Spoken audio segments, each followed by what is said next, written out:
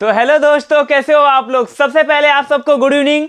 तो दोस्तों आज हम लोग बात करने वाले हैं बायोलॉजी के वाइवा पे पूछे जाने वाले कुछ ऐसे क्वेश्चन की जो कि बोर्ड के साथ साथ वाइवा में हर साल पूछा ही जाता है। ठीक है बच्चों, तो आइए बात करते हैं। आज का टॉपिक हम लोगों का है डीएनए। इस पे अगर मैं बात करूं कि इन क्वेश्चन को अगर आप लर्न कर लें तो इससे आपका पूरा वाइवा बहुत अच्छा हो जाएगा। तो ये चीजें नहीं है कि इतने से बहुत अच्छा हो जाने वाला है।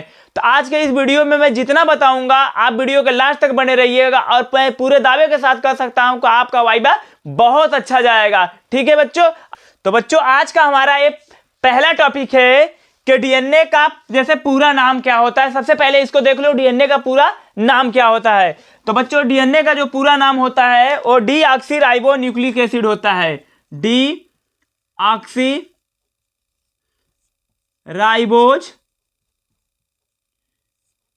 न्यूक्लिक एसिड होता है बच्चों। न्यूक्लिक अम्ल इसको बोल सकते हैं। डीऑक्सी राइबो न्यूक्लिक अम्ल होता है डीएनए का पूरा नाम। ठीक है, बात करते हैं डीएनए की प्रकृति कैसी होती है। तो देखो यहाँ पे है ना अम्ल, तो इसको हम कह सकते हैं इसकी जो प्रकृति होगी बच्चों कैसा होगा, अम्लीय होगा। ठीक है, डीएनए की प्रकृति कैसी होगी, अम्लीय होगी। समझ में आ रहा है ना, डीएनए की प्रकृति कैसी होगी, अम्लीय होगी। इसके बाद की बात करते हैं कि डीएनए की खोज किसने किया था। तो सबसे पहले की बात करें तो डीएनए की खोज फ्रेडरिक मीसर।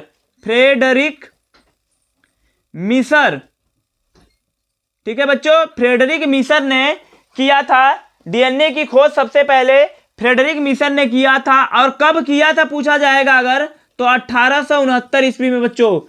ठीक है, चलो तो बच्चों अगला क्वेश्चन है कि डीएनए के द्विकुंडलीय संरचना का पता किसने लगाया था। अरे द्विकुंडलीय डीएनए आप देखो ना, डीएनए का स्ट्रक्चर ऐसे ऐसे बनता है, इस तरीके से बनता है ना। तो इसकी पता सबसे पहले किसने लगाया था। अरे भैया कौन लगाया था, वाटसन और क्रिक ने लगाया था। किसने लगाया था, वाटसन और क्रिक ने लगाया था। वाटसन और क्रिक ने लगाया था। ठीक है, सबसे पहले द्विकुंडल संरचना का पता किसने लगाया था, वाटसन और क्रिक ने लगाया था। एकदम रट लेना आप लोग। डीएनए आनुवंशिक पदार्थ है। ठीक है बच्चों, डीएनए जो होता है आनुवंशिक पदार्थ होता है। सबसे पहले इसको किसने बताया था, यहां पे ध्यान देना। एक क्वेश्चन जो होता है वेरी वेरी मोस्ट इंपॉर्टेंट होता है कि डीएनए कैसा पदार्थ है, आनुवंशिक पदार्थ है, हम सबको पता है। तो उसकी खोज सबसे पहले किसने किया था, आनुवंशिक की खोज किसने किया था। तो वैज्ञानिक का नाम है हर्शे और चेस। हर्शे और किसने किया था बच्चों, चेस ने किया था। इसका नाम आप लोग याद रख लेना, हर्शे और चेस ने 1952 ईस्वी में किया था। तो डिटेल्स अगर आपको वीडियो चाहिए तो लिंक डिस्क्रिप्शन में है। डीएनए पैकेजिंग टॉपिक के नाम पे इस वीडियो को मैं पूरा डिटेल से बताया हूं। ठीक है बच्चों, तो उसे आप पहले देख लीजिएगा, वहां पे डिटेल से है। तो यहां पे ध्यान देना, डीएनए आनुवंशिक पदार्थ है, किसने बताया था, हर्शे और चेस ने 1952 ईस्वी में बताया था। डीएनए कहां पाया जाता है, देखो किसी में जैसे हमारे में डीएनए या किसी में डीएनए कहां पाया जाएगा भाई। तो डीएनए जो पाया जाता है वो केंद्रक में पाया जाता है। कहां पाया जाता है, केंद्रक में पाया जाता है। ठीक है, डीएनए कहां पाया जाएगा, केंद्रक में पाया जाएगा बच्चों। और एक चीज और यहां अगर पूछा जाएगा कि डीएनए करता क्या है, तो प्रोटीन का संश्लेषण करता है। डीएनए क्या करेगा, प्रोटीन का संश्लेषण करता है। और क्या करेगा, आनुवंशिक जो पदार्थ, चलिए आगे बताते हैं उसको। डीएनए किसका बहुलक होता है, तो डीएनए जो होता है, या बोल सकते हैं बच्चों डीएनए, इसको भी इंपॉर्टेंट कर लीजिएगा। डीएनए किसका बहुलक है, ये अगर क्वेश्चन पूछा जाता है या फिर आपसे पूछा जाएगा कि डीएनए की इकाई क्या होती है, तो इसकी इकाई होती है न्यूक्लियोटाइड। न्यूक्लियोटाइड होती है बच्चों, न्यूक्लियोटाइड होती है। डीएनए किसका बहुलक होता है, तो न्यूक्लियोटाइड का बहुलक होता है बच्चों। ठीक है, बहुलक का मतलब देखो क्या होता है, डीएनए कैसे बनता है, कई न्यूक्लियोटाइड जैसे माला एक बनाते हो ना, माला मतलब क्या होता है, माला बनता है तो कई मोतियों से मिलकर बनता है। या फिर बोल सकते हैं जैसे गेंदे के फूल का माला बनता है तो कई गेंदे के फूल मिलते हैं तो एक माला बनता है। तो इसी प्रकार कह सकते हैं जो डीएनए होता है कई न्यूक्लियोटाइड को मिलाओगे तो एक डीएनए बनता है।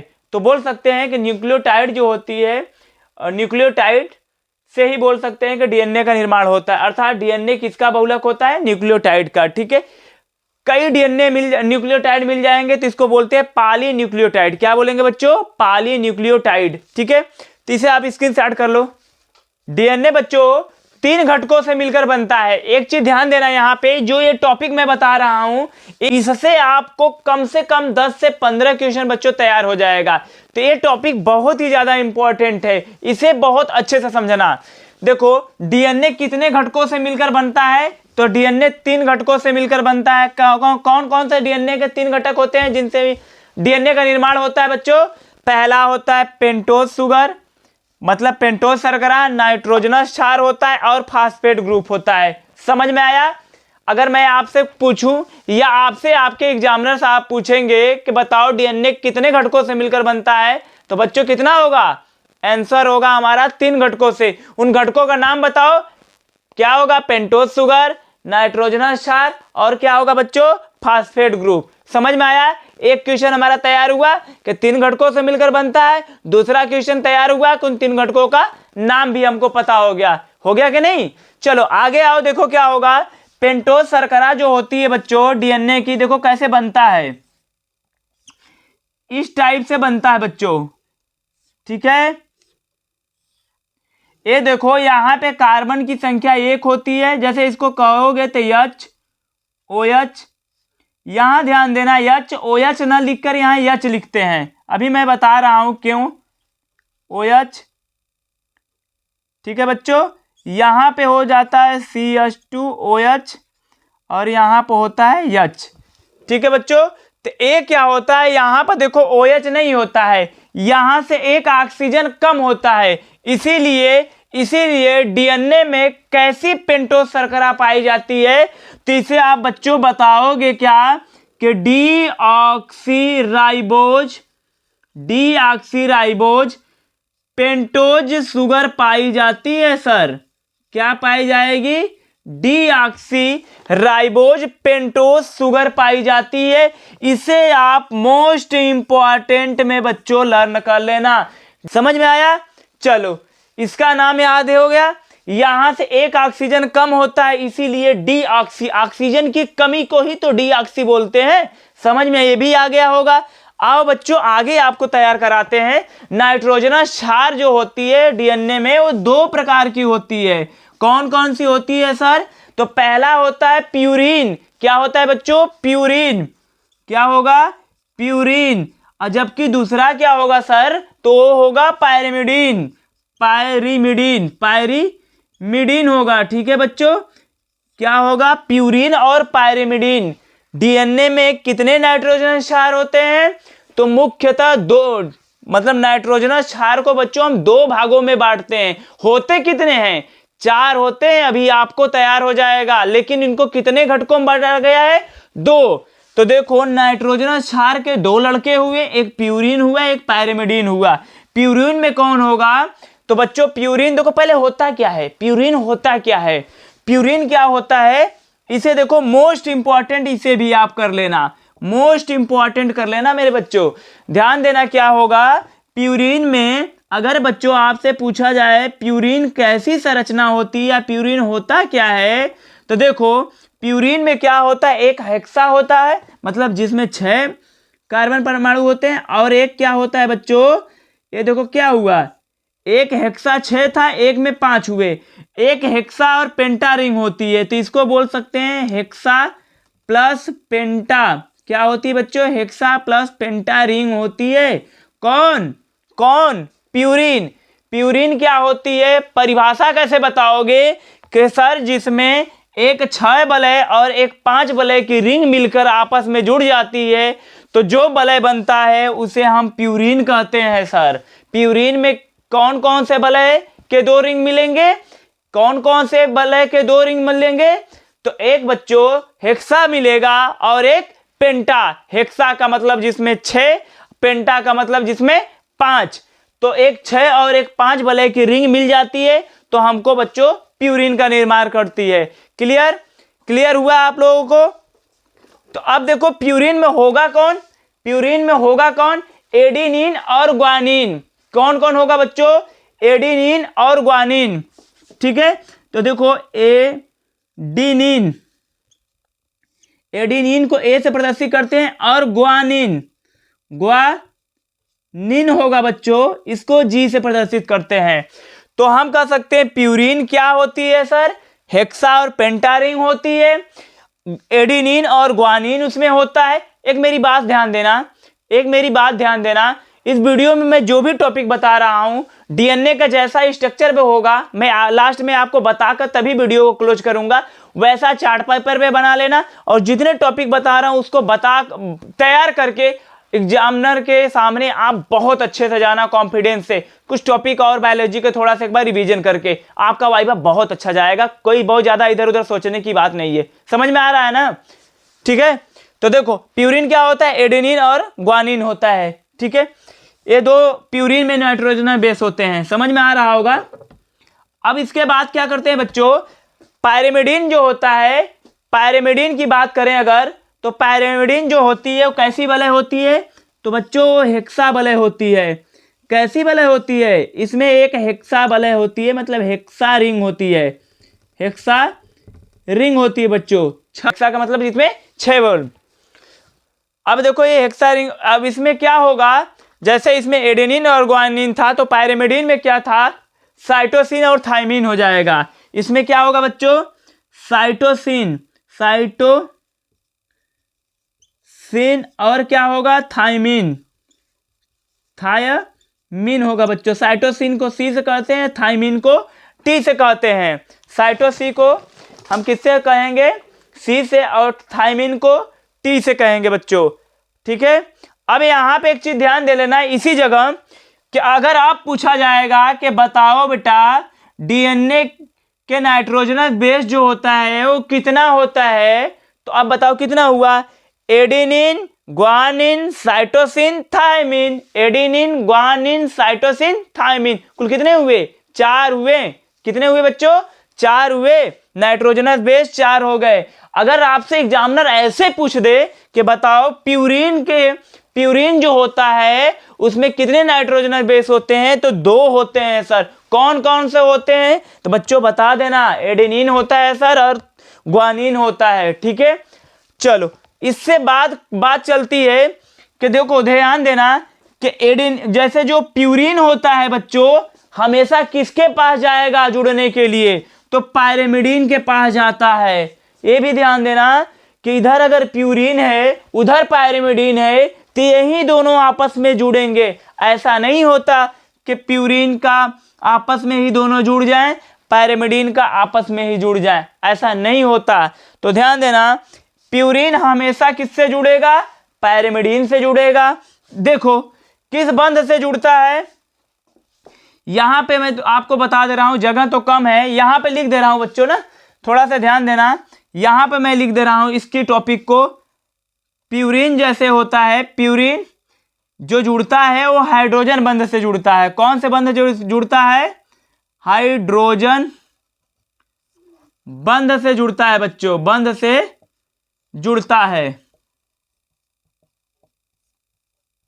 ठीक है। प्यूरिन पायरिमिडीन से हाइड्रोजन बंध से जुड़ता है। अब देखो कैसे, जो अब यहां पे ध्यान देना, थोड़ा सा मैं यहां पे लिख दे रहा हूं, जो एडेनिन होगा वो थाइमिन से जुड़ता है बच्चों और डबल हाइड्रोजन बंध से जुड़ता है, जबकि ग्वानिन जो होता है वो साइटोसिन से जुड़ता है, वो ट्रिपल हाइड्रोजन बंध से जुड़ता है। इसे भी आप मोस्ट इंपॉर्टेंट, दिख रहा है ना, नीचे का दिख रहा है,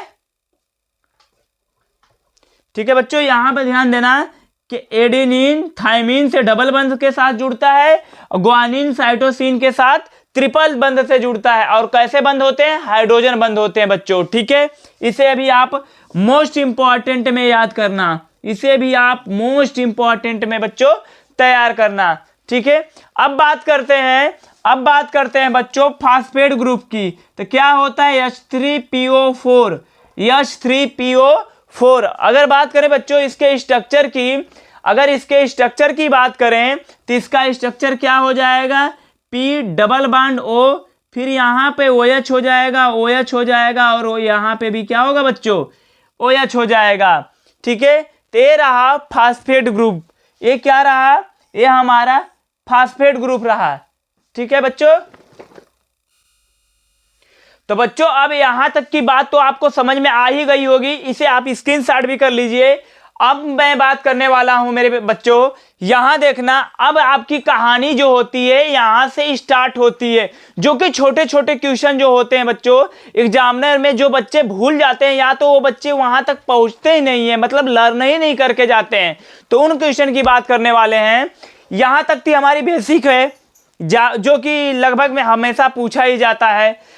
और आप देखे होंगे कि कुछ बच्चे क्या होते हैं, 2-4-10 क्वेश्चन तैयार कर लेंगे, हो गया कि मुझे वाइवा तैयार हो गया। ऐसा कुछ नहीं होने वाला है बेटा, इसके लिए आपको पूरी डिटेल से पहले पढ़ना होगा, ठीक है, पूरी डिटेल से आपको पढ़ना होगा। देखो बिना पढ़े कुछ नहीं होने वाला। ध्यान देना बच्चों कि जो ये फास्फेट ग्रुप होता है, अब पेंटेज शुगर और फास्फेट ग्रुप की कॉम्बिनेशन चलेगी, मतलब उनमें देखो क्या होने वाला है, इसको समझो। अब ध्यान देना कि इसकी संबंध इससे होने जा रही है। देखो इसमें जो कार्बन परमाणु होगा, एक पहला होगा, दूसरा होगा, तीसरा होगा, यहाँ पे चौथा होता है और यहाँ पे पांचवा होता है, ठीक है बच्चों। जो डीऑक्सीराइबोज पेंटोज शुगर होता है उसमें कार्बन परमाणु 1 2 3 4 5, इसमें 5 कार्बन परमाणु होते हैं, ठीक है बच्चों। इसमें कितने कार्बन परमाणु होते हैं? 5 कार्बन परमाणु होते हैं। अब इस 5 कार्बन परमाणु में ये जो फास्फेट ग्रुप होता है अर्थात H3PO4, ये आकर इससे जुड़ता है, इससे आकर जुड़ेगा। तो जब जुड़ेगा बच्चों तो कहां पे जुड़ता है? तो इस 5वें कार्बन परमाणु पे जुड़ता है। याद रखना यहां पे नोट करके, और मोस्ट इंपॉर्टेंट में याद करना, ठीक है, मोस्ट इंपॉर्टेंट में बच्चों याद कर लेना। क्या याद करना? कि जो फास्फेट ग्रुप होता है, मतलब हम पी ग्रुप ऐसे लिख दे रहे हैं कि जो पी ग्रुप होगा बच्चों, या फिर चलो पूरा लिख ही देते हैं, फास्फेट ग्रुप जो बच्चों जुड़ता है पेंटोज शर्करा के कौने कार्बन से? 5वें कार्बन से जुड़ता है। फास्फेट ग्रुप पेंटोज शर्करा के 5वें कार्बन से जुड़ता है बच्चों, से जुड़ता है, ठीक है। अगर मैं पूछूं आपसे कि बताओ फास्फेट ग्रुप जो होता है H3PO4 वो कहां जाता है जुड़ने डीएनए में?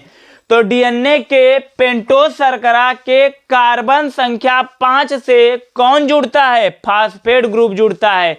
अब समझ में आया? फास्फेट ग्रुप किससे जुड़ेगा? पेंटोज शर्करा के 5वें कार्बन परमाणु से जुड़ेगा बच्चों। अब देखो एक चीज और, किस बंध से जुड़ता है?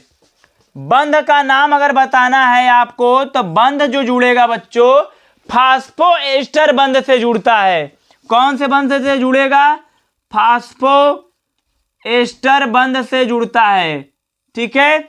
यहां पे अगर H3PO4 आकर इससे जुड़ रहा है तो इस बंध का जो नाम हो जाएगा बच्चों, वो बंध का नाम होगा फास्फोएस्टर बंध हो जाएगा। यहां तक की बातें क्लियर हो गई है, तो इसे भी स्क्रीनशॉट कर लो आप लोग। तो बच्चों यहां पे समझ में आ गई बात कि 5वें से कौन जुड़ता है? फास्फेट ग्रुप जुड़ता है। किस बंध से जुड़ता है सर? फास्फोएस्टर बंध से जुड़ता है, ठीक है। अच्छा एक चीज और मैं बता देना चाहता हूं आपको, देखो बहुत ज्यादा अगर डिटेल से बताऊंगा तो वीडियो बहुत लंबा हो जाएगा मेरे बच्चों, इसके लिए आपको मैं लिंक डिस्क्रिप्शन में इसका डाल दिया हूं, उसे आप जाकर पहले डिटेल से देख लो, उसमें सारे चीजों को मैं डिटेल से मैं बताया हूं, ठीक है बच्चों। तो यहां पे मैं कुछ थोड़ा बहुत और चीजें बता दे रहा हूं। यहां पे ध्यान देना कि जो पहला कार्बन परमाणु होगा इसका, इस पहले किसके? पेंटोज शर्करा के पहले कार्बन परमाणु से कौन जुड़ेगा बच्चों? तो उससे नाइट्रोजनस बेस जुड़ता है, इससे नाइट्रोजनस बेस जुड़ेगा, मतलब इस पहले के पास ये भी आकर जुड़ेगा, ये भी आकर जुड़ेगा, ठीक है। पहले के पास दोनों आकर जुड़ेंगे। पहला कौन था? पेंटोज शर्करा डीऑक्सीराइबोज पेंटोज शुगर जो होती है उसके 5वें से वो जुड़ गया, इसके पहले से ये जुड़ेगा, ठीक है बच्चों। नाइट्रोजनस बेस जुड़ता है किससे? पहले कार्बन परमाणु से बच्चों, पहले कार्बन परमाणु से नाइट्रोजनस बेस आके जुड़ता है, ठीक है। इसके पहले कार्बन परमाणु से नाइट्रोजनस बेस जुड़ेगा। अर्थात कौन कौन जुड़ेगा, कौन कौन जुड़ेगा? एडेनिन, ग्वानिन, साइटोसिन और थायमिन। बच्चों आपसे एग्जामिनर देखो ऐसे क्वेश्चन पूछेगा कि बताओ एडेनिन को अगर मुझे जोड़ना है पेंटोज शुगर में, तो कार्बन परमाणु अगर दिया है, ऐसा स्ट्रक्चर बता दिया आपको, और कहेगा इसके जगह जाके जुड़ेगा कि यहाँ पे के यहाँ पे के यहाँ पे, तो बच्चों कोई भी कंफ्यूजन मत रहना, ध्यान देना। नाइट्रोजनस बेस अर्थात इन चारों की अगर बात चलेगी तो ध्यान देना कहां जुड़ेगा? पहले पे जुड़ेगा सर जी, पहले पे जुड़ेगा, बता देना पहले कार्बन परमाणु पे जुड़ेगा। पांचवे पे सर जी ए होता है, ए जुड़ता है, कौन? फास्फेट ग्रुप जुड़ता है। किस बंध से? बार बार याद कर लेना, बहुत इंपॉर्टेंट है, पेपर के में बोर्ड में भी आ सकता है। देखो पहले कार्बन परमाणु से नाइट्रोजनस बेस जुड़ता है, ठीक है, चारों कौन कौन? Adenine, guanine, cytosine, thymine. ठीक, क्लियर हो गया, सारे बच्चों को क्लियर हो गया। जिन जिन बच्चों को समझ में आ रहा है या वीडियो अच्छा लग रहा है मुझे कमेंट करके जरूर बताइएगा, ठीक है बच्चों। अगर आपको वीडियो अच्छा लगा तो लाइक शेयर, अगर चैनल पे नए हैं तो चैनल को सब्सक्राइब कर लीजिएगा, जिससे कि अगला वीडियो जब मैं डालूं इसका नोटिफिकेशन सबसे पहले आप तक पहुंच जाए बच्चों, ठीक है। और हाँ, इस पे फिजिक्स और केमिस्ट्री का भी वाइवा पे रिलेटेड मैंने क्वेश्चन पिछले वीडियो में बना चुका हूं, जिसपे सारे बच्चों ने बहुत ज्यादा प्यार दिया है। अगर आपने नहीं देखा है तो उसका भी लिंक डिस्क्रिप्शन में है, आप जाकर उसे भी देख लीजिएगा। तो बच्चों यहां पर ध्यान देना, नाइट्रोजनस बेस पहले कार्बन परमाणु से तो जुड़ गया, लेकिन कौने बंध से जुड़ा, ये बात होता है ना मेन, कौने बंध से जुड़ा। तो देखो इस बंध का नाम जो होता है बच्चों, इस बंध का नाम ध्यान देना, इस बंध का नाम जो होता है बहुत इंपॉर्टेंट होता है, एन ग्लाइकोसिडिक बंध होता है। क्या लिखेंगे बच्चों? इस बंध का नाम जो होता है एन ग्लाइकोसिडिक बंध होता है, सिडिक बंध होता है बच्चों, एन ग्लाइकोसिडिक। देखो स्पेस थोड़ा कम है तो लिखने में थोड़ा दिक्कत हो रही है, मैं बोल दे रहा हूं, एन ग्लाइकोसिडिक बंध से जुड़ता है कौन? नाइट्रोजनस बेस पेंटोज शुगर के पहले कार्बन परमाणु से। समझ में आया? चलो इसे स्क्रीनशॉट कर लो बच्चों। तो बच्चों अब आपसे क्वेश्चन मैं पूछ रहा हूं, चलो बताओ डीएनए अगर मैं बोलूंगा फास्फेट ग्रुप को पेंटोज शुगर से किस कार्बन परमाणु पे जोड़ा जाता है? किस कार्बन परमाणु पे जोड़ा जाता है? आंसर आप लोग मुझे कमेंट करके बताइएगा, अभी मैंने पढ़ाया आपको, ठीक है। चलो क्वेश्चन की बात करते हैं बच्चों।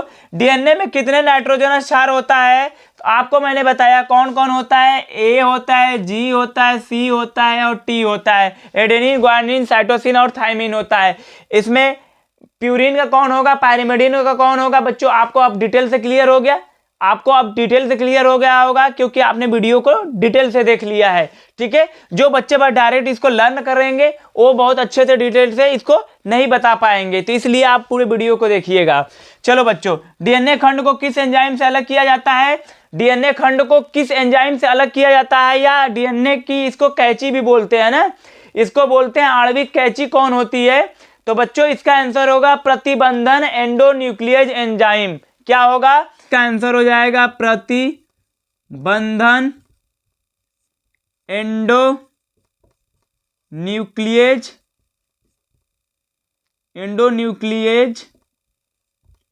एंजाइम होगा बच्चों, ठीक है। अगर मैं पूछूं कि आणविक डीएनए की आणविक कैंची जिसको कहते हैं वो कौन होगा, तब प्रतिबंधन एंडोन्यूक्लियेज एंजाइम होगा, ठीक है बच्चों। अब बात करते हैं डीएनए, इसको देखो मोस्ट इंपॉर्टेंट में रख लेना, इसको भी आप, इसको इंपॉर्टेंट नहीं मोस्ट में रखना। कभी कभी पूछ देता है कि आणविक डीएनए की आणविक कैंची किसको कहते हैं, मतलब जो डीएनए खंडों को अलग करता है अर्थात काटने का काम कौन करता है, तो प्रतिबंधन एंडोन्यूक्लियेज एंजाइम करता है बच्चों। डीएनए के खंडों को जोड़ने का काम कौन करता है, तो लाइगेज करता है। कौन एंजाइम करेगा? लाइगेज, ठीक है। तो इसका बच्चों डीएनए के खंडों को कौन जोड़ता है? लाइगेज जोड़ता है। डीएनए से नए डीएनए बनने की क्रिया क्या कहलाती है? तो डीएनए प्रतिकृति कहलाती है, प्रतिकृति कहलाती है बच्चों, डीएनए प्रतिकृति कहलाती है, ठीक है। डीएनए से नए डीएनए बनने की क्रिया को क्या बोलते हैं? रेप्लिकेशन बोलते हैं, डीएनए प्रतिकृति कहते हैं बच्चों। समझ में आया?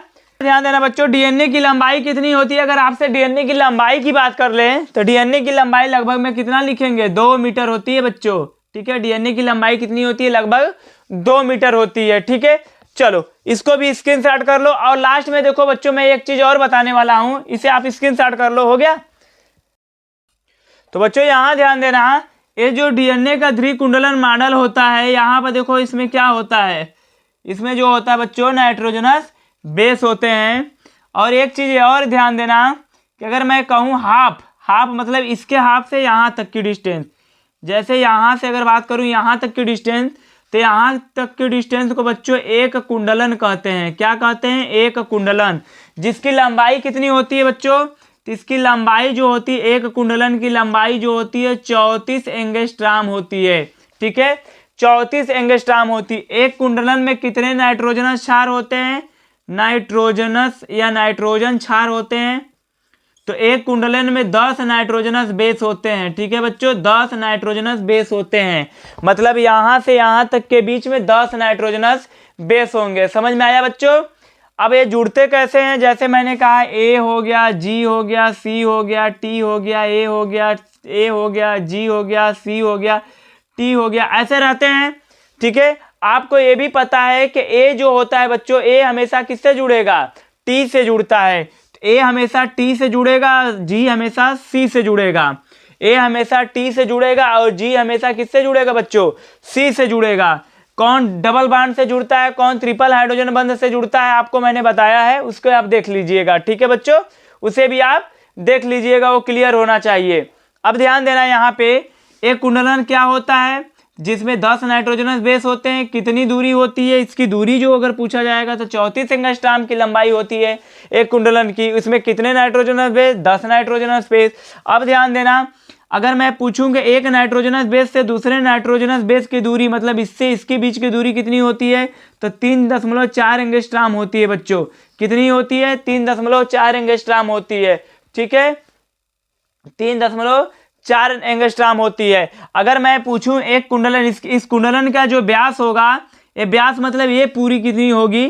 तो इसका जो व्यास हो जाएगा बच्चों, व्यास, इसका जो व्यास होगा, एक कुंडलन का व्यास जो होता है वो 20 एंगस्ट्राम होता है। अगर आपसे व्यास पूछेगा तो आप क्या लिखोगे?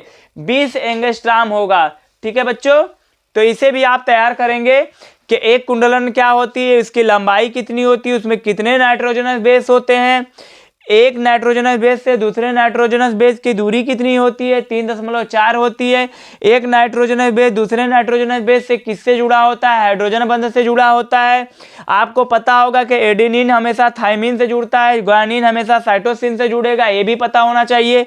उसके बाद इसका व्यास कितना होता है? तो 20 एंगस्ट्राम होता है। ठीक है बच्चों, आज का ये टॉपिक, जैसा कि टॉपिक का नाम ही था, डीएनए पे वाइवा पे कैसे क्वेश्चन पूछे जाएंगे, कैसा लगा आप लोगों को? आप मुझे मेरे YouTube चैनल केडीएस सोनभद्र पे कमेंट करके जरूर बताइएगा। साथ ही साथ बच्चे, अगर आप चैनल पे नए हैं तो चैनल को सब्सक्राइब कर लीजिएगा, जिससे कि मैं अगला वीडियो डालूं तो इसका नोटिफिकेशन सबसे पहले आप तक पहुंचे। तो बच्चों, मिलते हैं अगले वीडियो में कल के लिए, तब तक के लिए धन्यवाद।